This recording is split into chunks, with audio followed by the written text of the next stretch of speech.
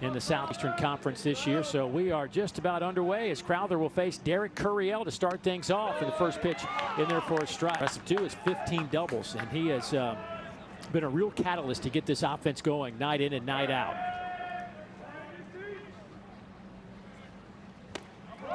Swing and a miss, 1-2. You talk about poise. Now, this freshman gets it. It's hard to come into this league and just to perform outright like this. And there's a reason why he's one of the best freshmen in the country. Started his LSU career with reaching base 43 consecutive games. Called strike three, painting the outside half of the plate. And that'll be out number one. Right there. Boy, he hits those spots. Going to be a long night for LSU. Jared Jones, the man they call Bear, at 6'4", 246 pounds. Been hitting that two-hole almost all season long. And disappointing weekend against Arkansas. But still, even with that, how about 337, 16 homers, and 61 runs batted in? The 16 and 61 lead this team. Yeah, I mean, they talk about riding a roller coaster. He hasn't been on much of a down at all this year. They had him shaded to the left, and the second baseman, Carry-On, was there to pick it up, but that came off the bat. You ready for this? At 112 miles an hour. That's the reason why he's called Bear. See, that fastball was a little up in the zone. You're going to have to live a little lower when you're pitching to the Bear. That's a strong man. So a one-out base hit for Jared Jones will set it up for the second baseman, Daniel Dickinson. The junior transfer from Utah Valley out of Richland to Washington. That one misses outside. Boy, Dickinson having a really good year. I mean, just there's so many guys in this lineup that have been consistent, and it's that time of the year where, you know, the sample size is so great that these numbers represent who they are. 338 homers and 41 runs batted in. He has helped solidify this LSU defense as he has manned second base, allowing Stephen Milan to play short. Michael Braswell, who was at short last year, moved over to third, and it's been one of Jay Johnson's best defensive teams, especially up the middle.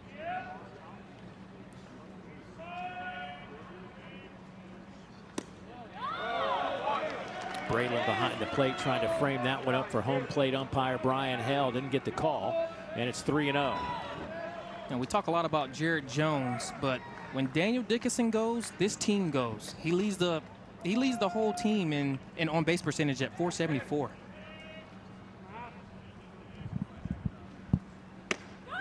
There's a 3-0 strike. Dickinson, after a couple of years at Utah Valley where he had a two-year career average of 362, hasn't missed a beat against SEC pitching this year.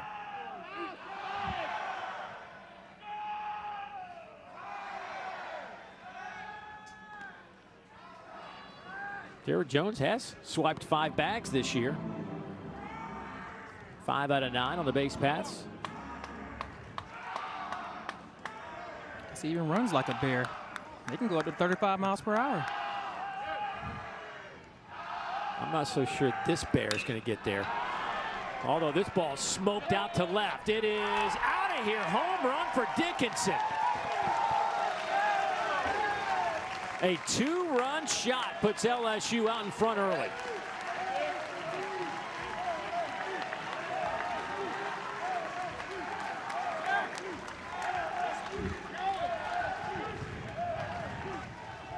That is number 9.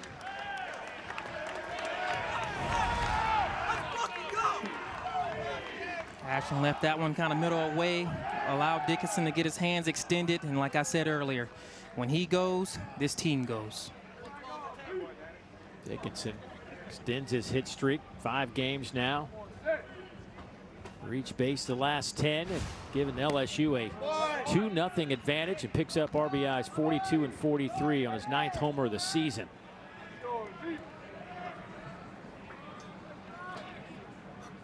South Carolina pitching staff has had some issues giving up home runs this year. Paul Maneri was telling us earlier today Doesn't think he's had a season where he's watched more home runs leave the park than this season. Ethan Fry can certainly get it out of here. Another physical athlete. Ethan Fry, 6'6", 225. Out of Rose Pine, Louisiana. The junior who's leading this team in batting average at 359.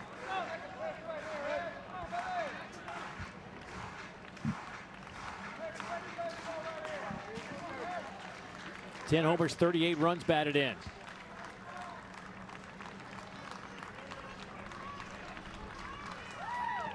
That one's down in the dirt.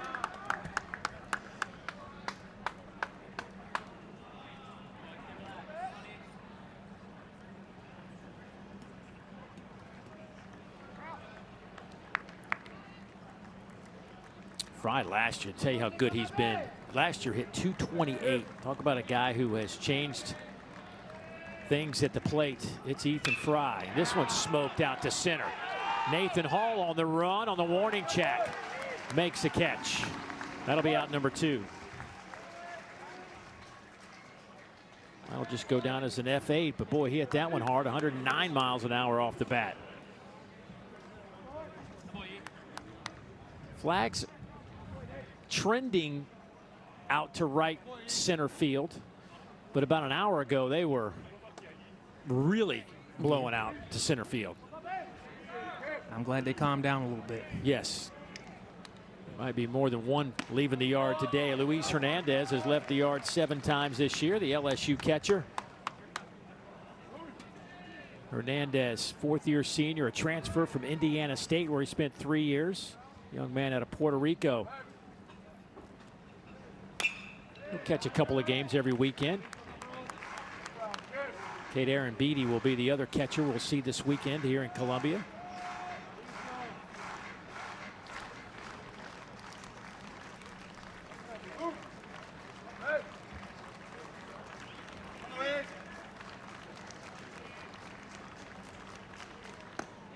Swing and a miss, and the inning is over. But the 2-run homer from Daniel Dickinson gives LSU a 2-0 lead. We head to the bottom of the 1st. South Carolina joined the conference back in 1992, but LSU leads the all-time series 44-32 with 1 tie in there.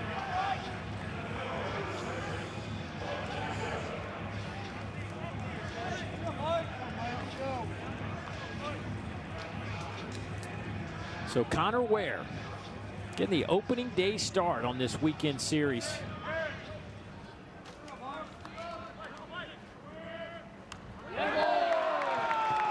Well, and if you're South Carolina, take him any way you can get him, as Blake Jackson will head down to first. Absolutely.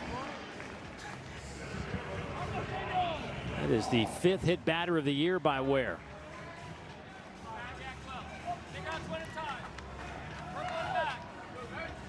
Now an opportunity for Nathan Hall to do some damage.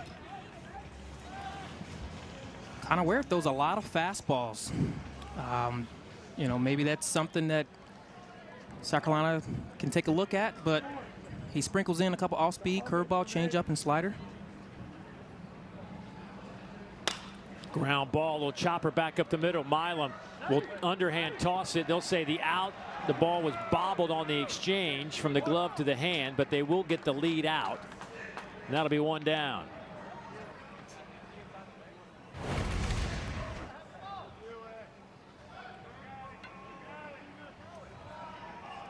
And he just did beat the slide of Jackson. Palmineri already out to talk about it, but it's clear he made the catch, and the ball came out on the exchange. And Coach Manero will head back to the dugout. Got the answer maybe he wasn't looking for, but it was good enough to get him back in there and no challenge. It's the correct answer. Sometimes in the middle of the field, you try to make too quick of a transfer to try to get it out of there. It was a slow hit ball, so you got to be as quick as possible. We're unable to transfer it over, though. So here is the 3-hole hitter, Henry Kazmar. He'll look at one up in the zone. A junior transfer from Ohio State. It's been a couple of years with the Buckeyes before coming to South Carolina this season. Was second-team All-Big Ten performer in his time with the Buckeyes. Had a tough series against Auburn, went just 1 for 11, but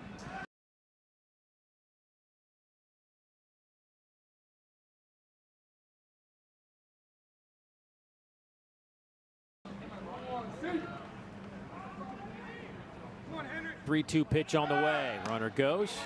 That is ball 4 up in the zone, so there'll be 2 on now for South Carolina with 1 down.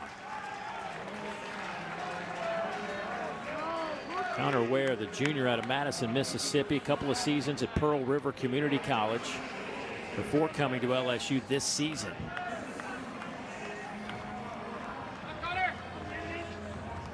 Didn't pitch a great deal in junior college. 15 innings last year, but had a nice 1.8 ERA, and then only 17 innings as a freshman.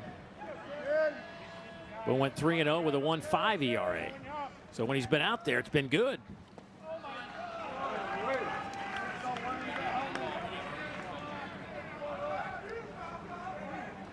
Boy, had a great game, did Ware, against Dallas Baptist back in late February. Dallas Baptist again having another solid season, but threw 4 perfect innings. Got a little tired, gave up a home run to open up the fifth.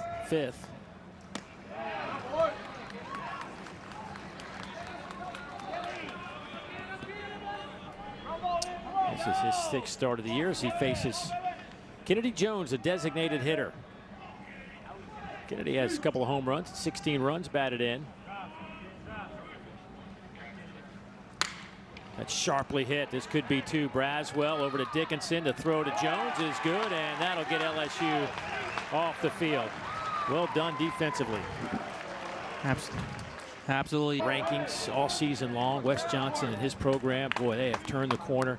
Meanwhile, they got Texas A&M coming in there. Texas A&M fighting for their postseason lives right now. Boy, did they get a shot from Missouri last weekend as the Tigers picked up their first 3 conference wins against the Aggies in College Station.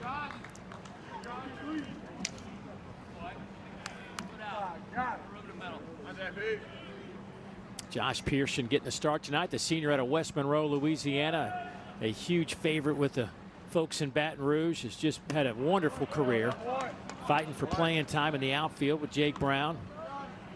Pearson Sunday came in a pinch hit situation, didn't take long, and hit a missile back up the middle for a base knock. But a .310 average on the year with 6 homers.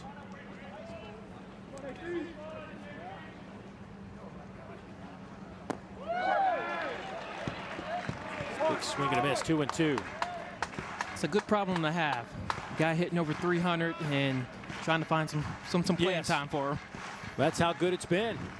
Just a bunch of talent in the outfield for LSU.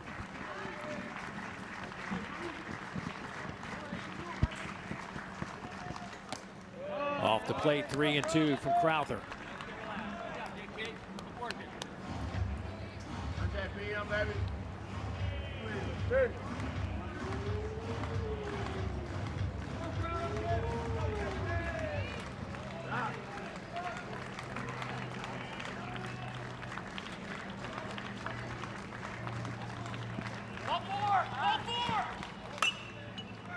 That is hit foul.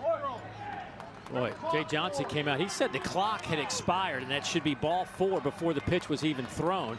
You heard a couple of guys from the dugout at LSU say ball 4, and that's because he didn't think the pitch was thrown in time.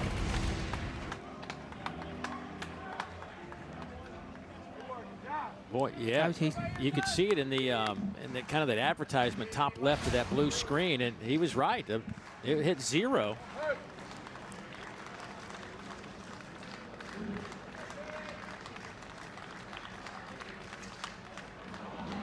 Now, is it till you start your movement? Start your motion. I believed he'd already taken that little back step back before. I didn't know if it needed to be, he needed to deliver the ball, but no, yeah, he had started his motion right at 1.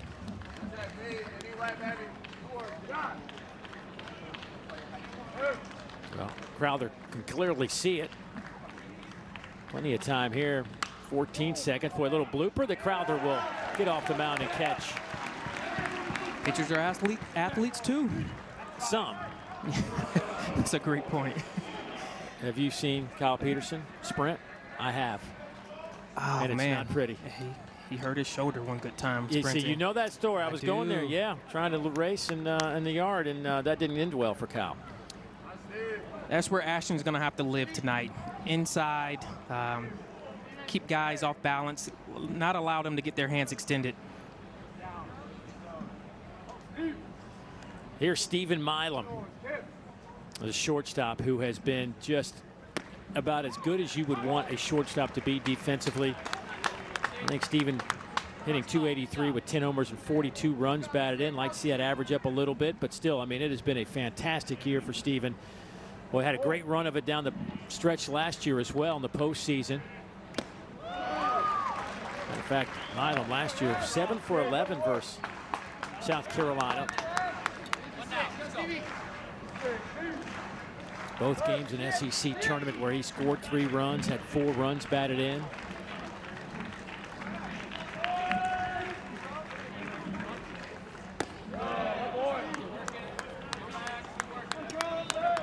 Monster Milam. 5'8", 177. Well, you better play big if they're going to call you monster. And he has. Watches that one off the plate. Hit .326 last year with 8 homers and 12 doubles. As their starting second baseman 59 times last year.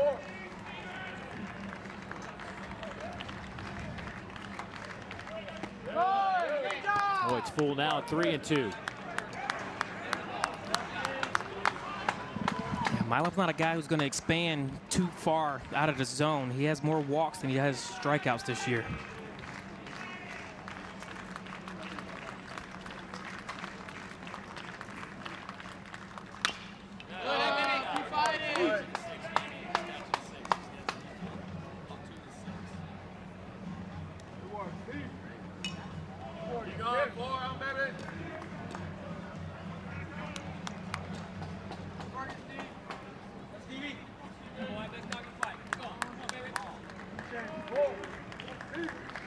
Milam making Crowther work here. Already up to 33 pitches.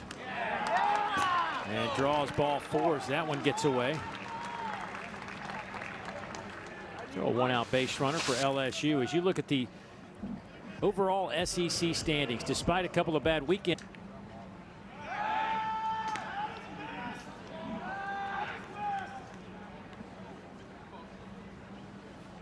Braswell has certainly given Jay Johnson some options, especially when he decided to anchor third base from a defensive standpoint, allowing Milam to take over the shortstop spot.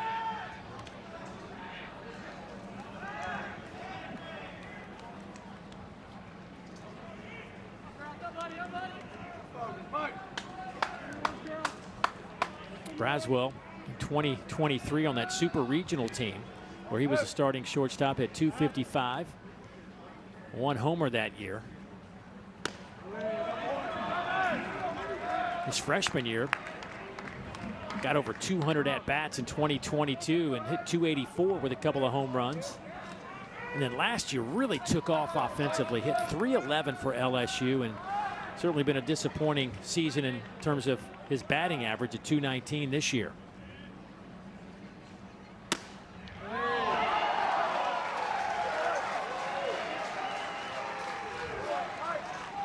2-2.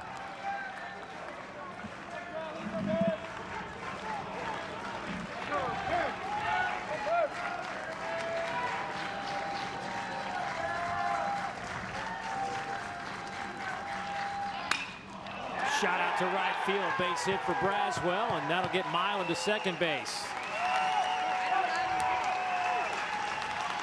In this lineup, but far from a 9-hole hitter, the traditional 9-hole hitter.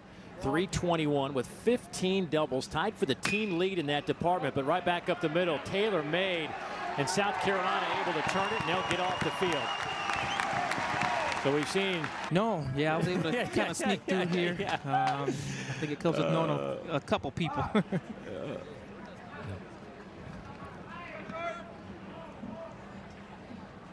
Jordan Carry-On to lead things off for South Carolina here in the bottom of the second inning. Carry-On hitting 5th in this lineup, followed by Bo Hollins and Evan Stone. Fouls that one straight back. 2-1 the count.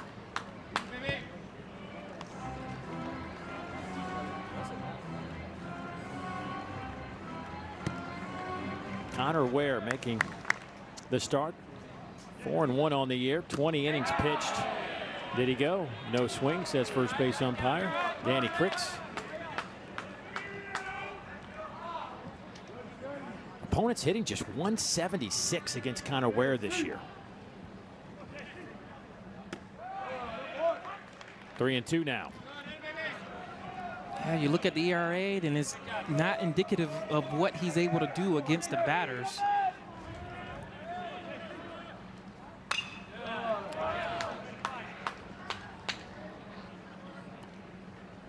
Carry-On, the redshirt senior transfer out of Florida State. Grew up in Miami, Florida. And that one's off the plate, and another leadoff runner on. Boy, that one misses, and now we've got back-to-back walks, and South Carolina got something brewing here in the second. That's the 4th allowed batter today, and we talked about opponents only hitting 176 against him, but to that adverse, he's allowed a lot of guys on base, free passes.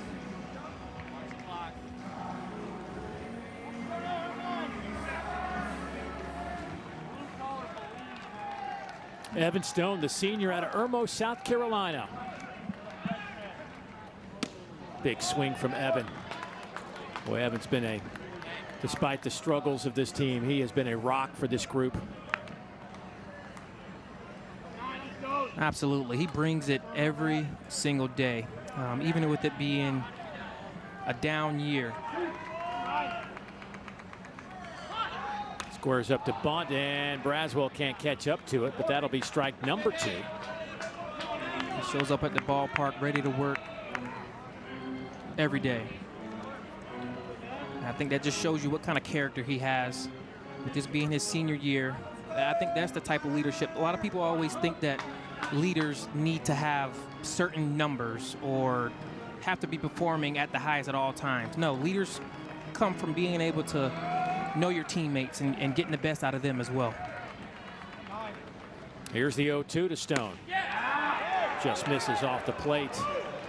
92-mile-an-hour fastball. Stone wasn't biting. All right, next pitch. Come on, sit. Up first, good shirt, man. Come on, baby.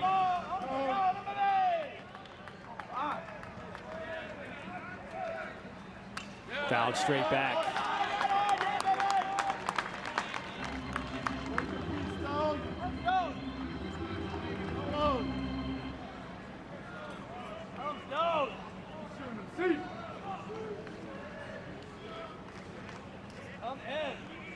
Boy, a golden opportunity for South Carolina to scratch a run or two across here in the second. It's 2-2 now.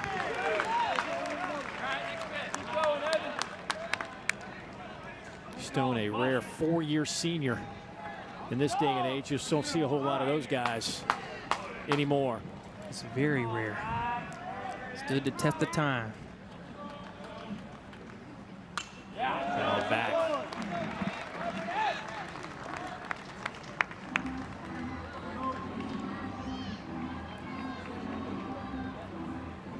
Missed a couple of years in high school. Got injured to playing football. Had to sit out a couple of seasons, but still.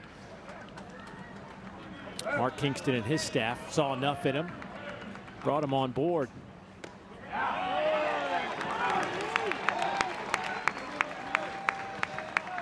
And he's been able to run this count to full at 3-2.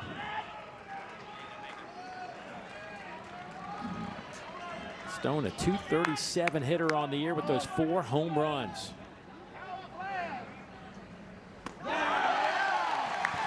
And Ware has now walked 4 and hit a batter, and we're in the bottom of the second and nobody out.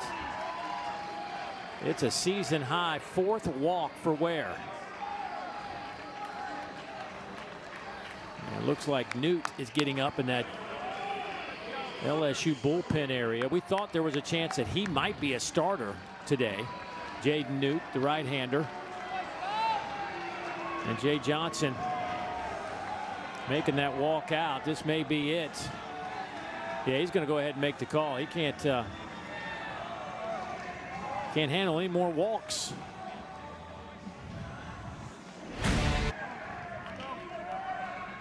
First pitch, he fires in there. How about 96 miles an hour? And he'll be facing the freshman KJ Scobie, the third baseman with a .250 average on the year with 7 home runs. Oh, it stays inside. The true freshman out of Lakeland, Florida. Paul Maneri's gone with true freshman at the corners. Just going to ride with them this year. Get them some game experience in the SEC and hope that next year these guys can use this experience this season. As you said, develop some scar tissue. I thought it was a great comment because that's what you get as freshmen in this league. Absolutely. It's so hard to play in this league as a freshman. And obviously, KJ Scobie and Bo Hollins are stepping right in. And out to right field. Pearson on the run will make the catch. This will be clearly deep enough to get a run home as Jordan Carrion scores the first run of the game for South Carolina on a sacrifice fly by Scobie, his 24th run batted in.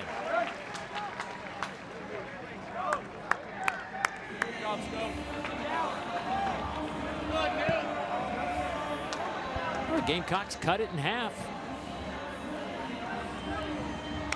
Great swing by KJ, not doing too much. Kind of just knowing his objective is to get the ball in the outfield and score a run. Now the 9-hole hitter, Gavin Braylon, another freshman in this lineup. The catcher, just a tick over 200 this season. No homers and 8 runs batted in. Out of Hampton, Georgia.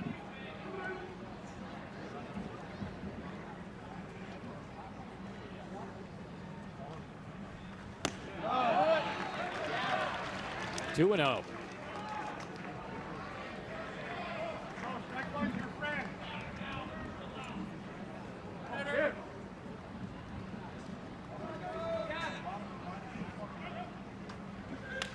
Foul back, 2 and 1.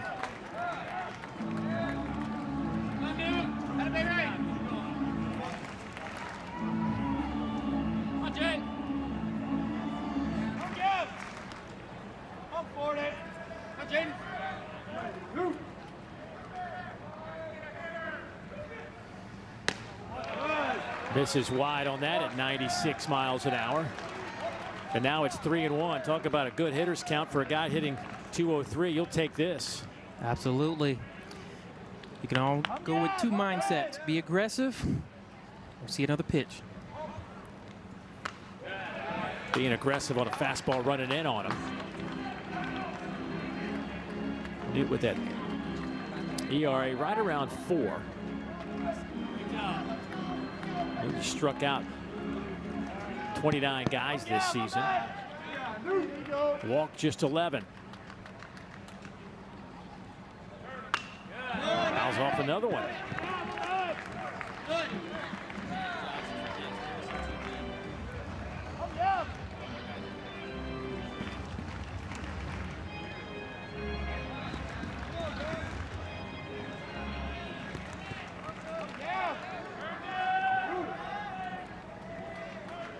Runners go on a 3-2 pitch with 1 out.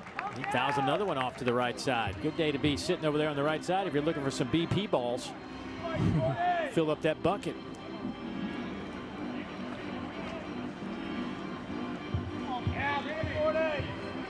South Carolina this year just 27-26, 5-22 in conference play. Runners go again. He fouls another one off the right side.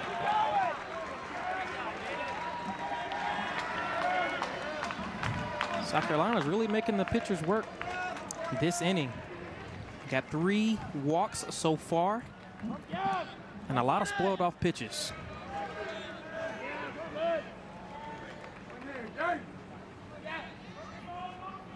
Runners go again, and it fouled off again. Guess where? Off to the right side.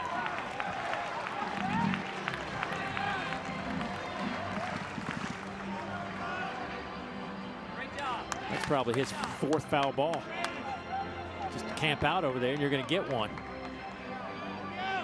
10th pitch of this at-bat coming up right here.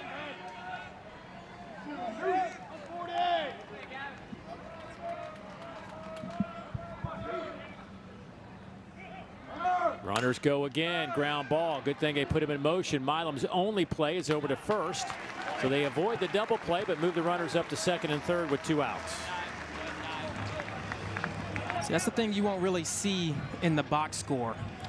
You have a great at bat like that, and you're able to battle him, make him throw a couple pitches, and who knows, maybe he'll make a mistake to someone else.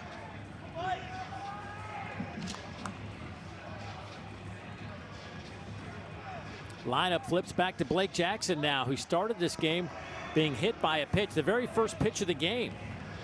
Caught him in the right arm, and now he's got a chance to drive in 2 with a base knock. Looks at a first pitch strike. Seems to me like the fact that it's win or go home puts extra emphasis on every game. I'm anxious to see how coaches will use their pitching staffs in a situation like that.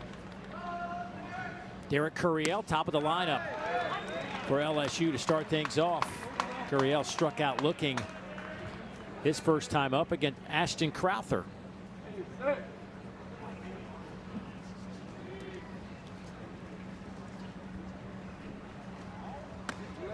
He'll look at a strike. It's 0-2.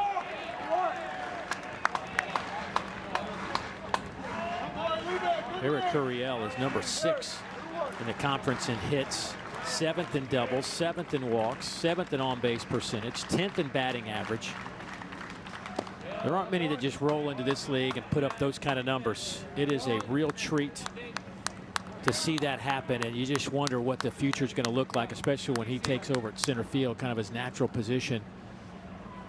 Yeah, next year, center field is his. 1-2 on Curiel.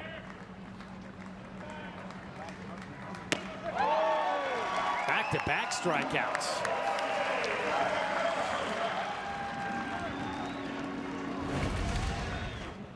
I was saying, this is what Crowther's going to need to do. Kind of mix and match, add and subtract. He's been throwing his fastball a lot, and now he's able to work in that slider on the back door.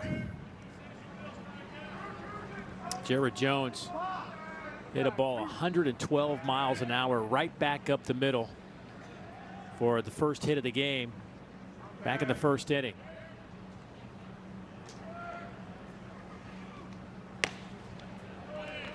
I think Crowther learned a lesson. Don't leave it over the middle of the plate to this guy.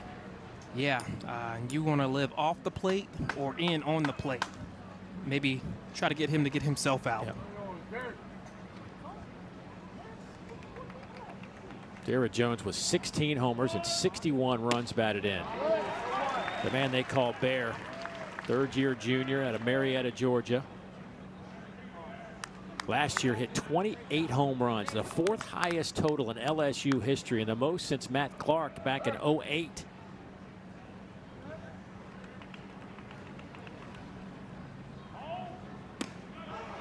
A breaking ball sneaks in there, 1-2. Went hard in, soft away. I think you either try to come back in or elevate.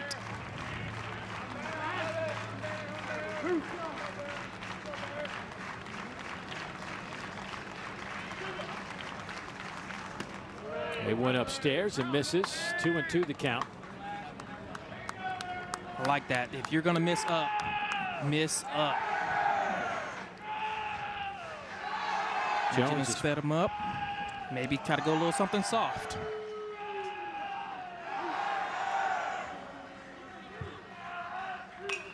Fouls it off.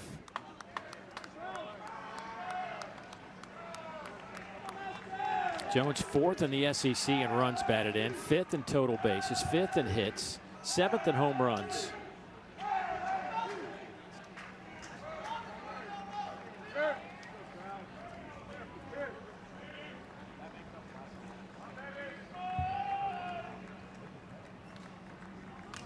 Fouled that one back.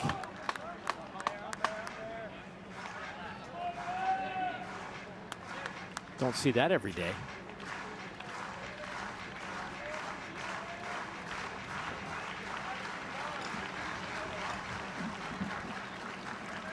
Using that Marucci Cat X2.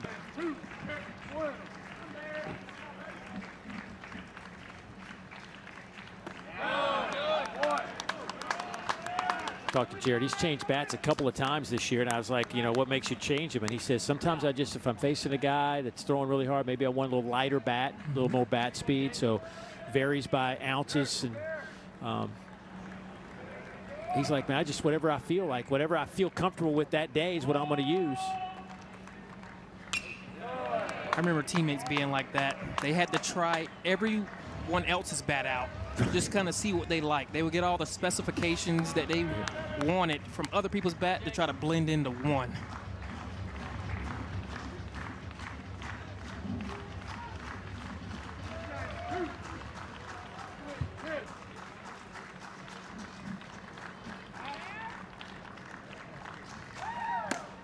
Swing and a miss. Foul tip back of the glove, and how about back-to-back strikeouts of two of the top hitters in the conference.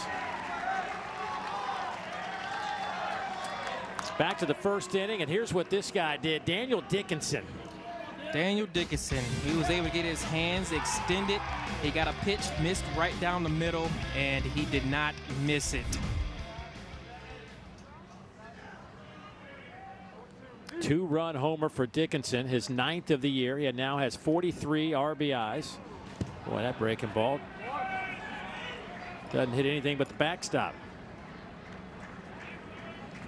Crowder, though, has been impressive other than that one pitch to Dickinson. He has 4 strikeouts, already matched his season high in that department. Back-to-back strikeouts of the top 2 hitters in this lineup. Yeah, he's been able to limit damage as well, being able to get double plays when he needed to.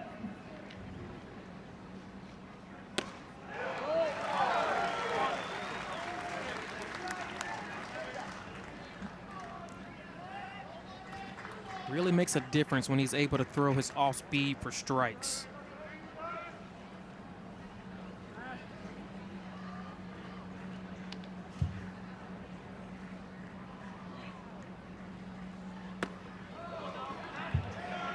Did he go? No swing.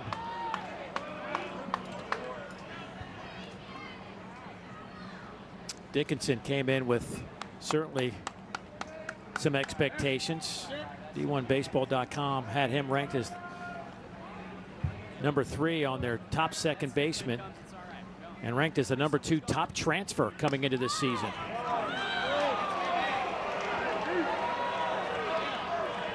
Former freshman All-America at Utah Valley. Had 22-game hit streak his freshman year. Ended up hitting .376 that year.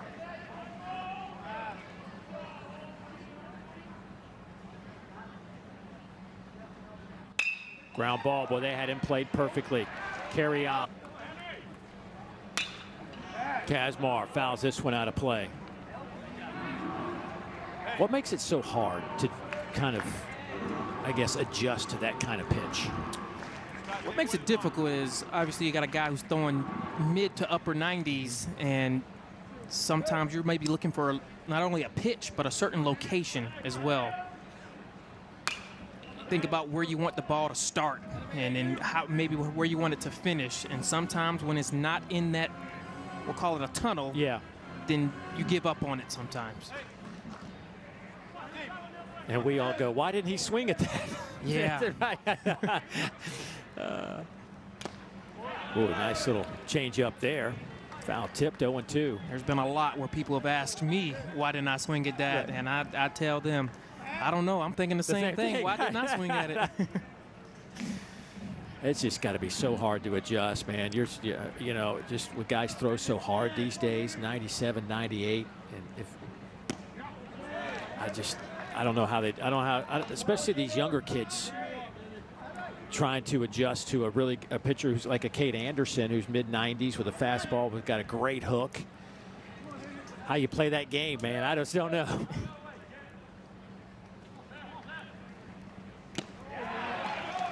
Boy, another good change up there. That's strikeout.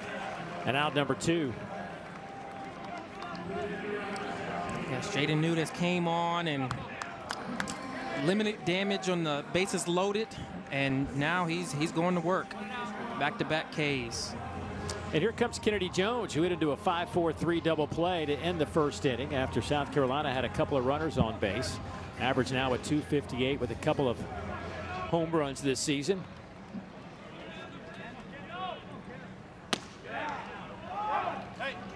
There's 95 for you for a strike.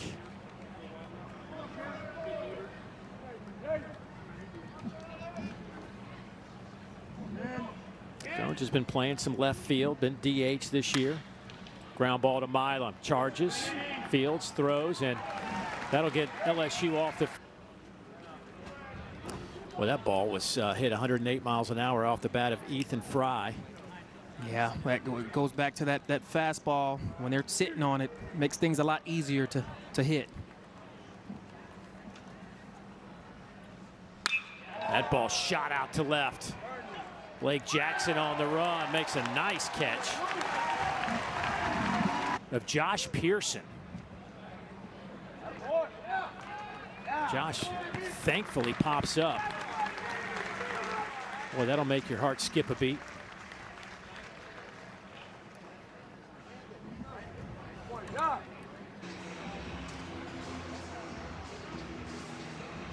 Well, he gets an opportunity now to face Stephen Milam with first and second and one down.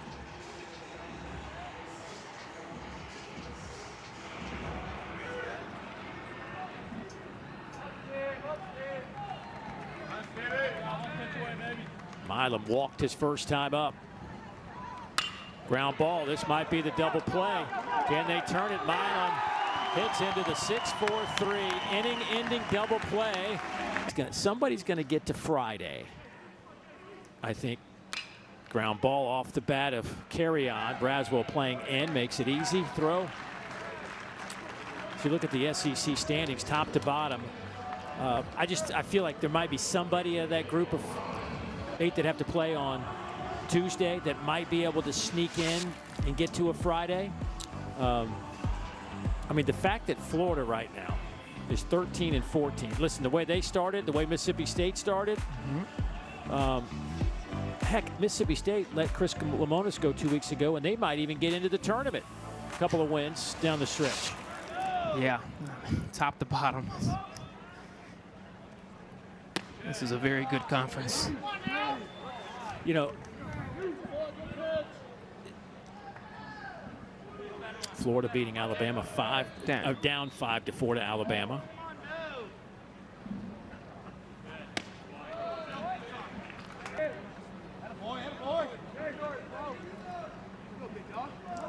Two 2-0 to Hollins. Walked his first time up. Boy, a little slow roller. They had him shifted to the right side. Milam makes the play. All right, Jack, let me ask you this. This is the debate with the shifts now. Do you put that in your scorebook as a 4-3 ground ball to second base, or because Milam, the shortstop, fielded it, is it a 6-3? 6-3. Okay. I put it as 6-3. Okay. Shortstop touched it. He's going to get credit for that. Okay. I'm still kind of in that gray area. I'm not sure how I want to do that, but I got to come up with a plan. Because sometimes I want to know if you hit it to the right side. Maybe I put a little asterisk by it or something. Maybe I'll identify it that way. I understand why you do it, though. It's for location. You want to know where he hit the ball. So, I mean, I understand. Okay. As long as you get it. I keep it simple, though. That boy. Who touched the ball? and who finished with it. Well, you know who's finished with it all year, only 3 errors all season, is Stephen Milam out there at shortstop. He's clean with that glove. Jay Johnson even said he might be having the best defensive season by any shortstop he's ever coached. And that's hard to do. I mean, you're getting a lot of balls in the shortstop position. To only have 3 at this point in the season, that's impressive. And heck, saved 2 runs on a play back up the middle earlier in this game. Swing and a miss, and that'll do it. 1-2-3 frame for Jaden Newton, LSU. Tigers lead it after 4.